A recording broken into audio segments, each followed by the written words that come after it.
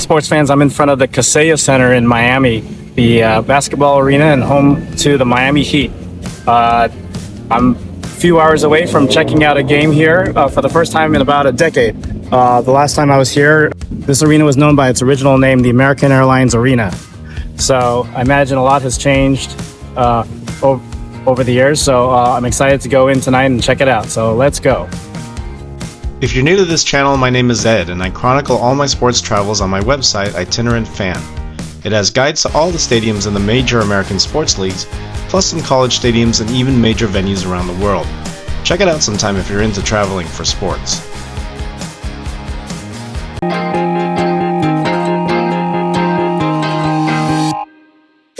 If you're headed to South Florida to watch NBA basketball, downtown Miami is the place to be.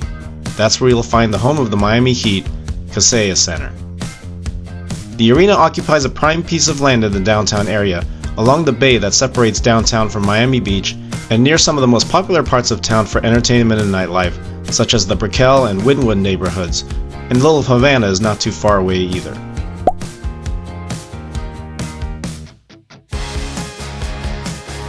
If you're heading to a game in your car, it's best to stay west of the busy Biscayne Boulevard. For parking as a single game visitor, you could head to the Bayside Marketplace Mall, just south of the arena along Biscayne Boulevard. Or, if you're looking to save money and don't mind a little walking, you can find many downtown lots within a few blocks of the arena. Most of these spots offer parking for a reasonable fee, especially if you purchase in advance on one of the parking app services. That's what I did, parking in a lot about 4 blocks from the arena for a $20 fee. And best of all, I didn't find myself caught in this snarl of traffic that persisted outside the arena for a good hour before tip-off.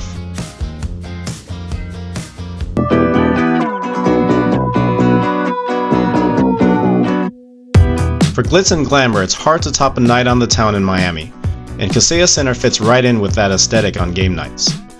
The flashy entrance that faces out onto Biscayne Boulevard is the point of entry for most fans coming in, and once you enter the arena, you'll find the Heat team store before ascending an elevator to get to the main concourse level. From there, you can continue to head upward to the suite level, or the upper deck, where I was stationed for this game in the 300 level.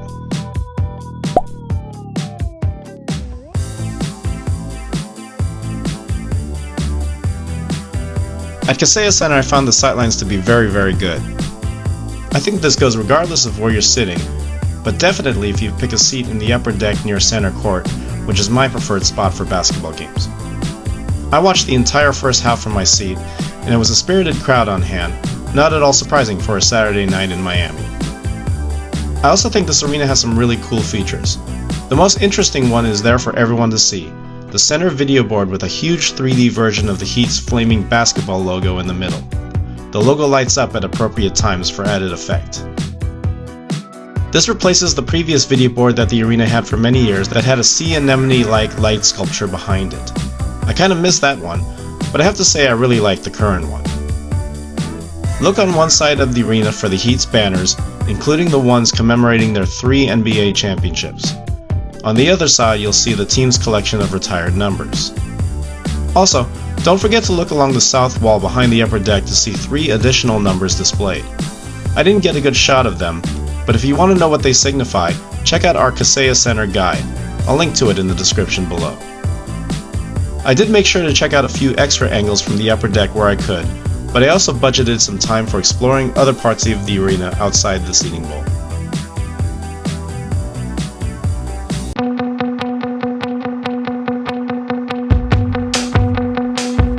Though I had a pretty good seat and enjoyed my view of the game from here, my goal is always to explore stadiums and arenas as much as I can. So I certainly made sure to do that here at Kaseya Center.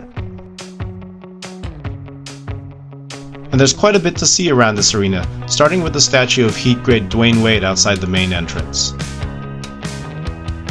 One area of the arena I really like is what's currently known as the AT&T East Plaza, a large outdoor space overlooking the bay. The area includes some extra entry gates that not a lot of patrons seem to know about. And between the bar area and the stage that features live music before games and at halftime, it's a really fun space to hang out in.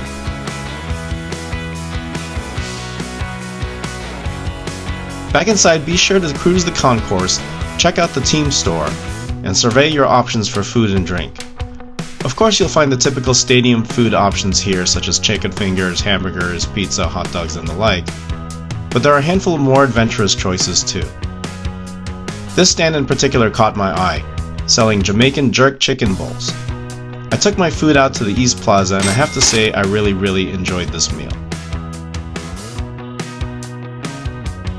After eating, I ventured back to the upper concourse, and after a little more exploring, I found a spot to take in the rest of a fast-paced and ultimately thrilling Heat victory. And again, perhaps the fact that it was Saturday night had something to do with it, but this was a really fun atmosphere for a regular season NBA game. I think the arena does a good job fostering that sort of feeling. So, high-scoring, entertaining game. It's can't ask for much more when you're dropping into an arena, right? With everything there is to do in Miami, the Heat do a really good job making their games feel like a big event, whether the team is in the throes of a championship run or not. And amid all the entertainment options in this town, Kaseya Center still manages to stand out as a cool place to be. Have you seen the game at Kaseya Center, or are you planning to visit in the near future? If so, let me know. Leave a like or a comment below and be sure to subscribe to our YouTube channel because we'll be making a lot more stadium and travel videos like this one. And if you're looking for more info on other major cities or sports venues, head to itinerantfan.com. Thanks for watching, and happy travels!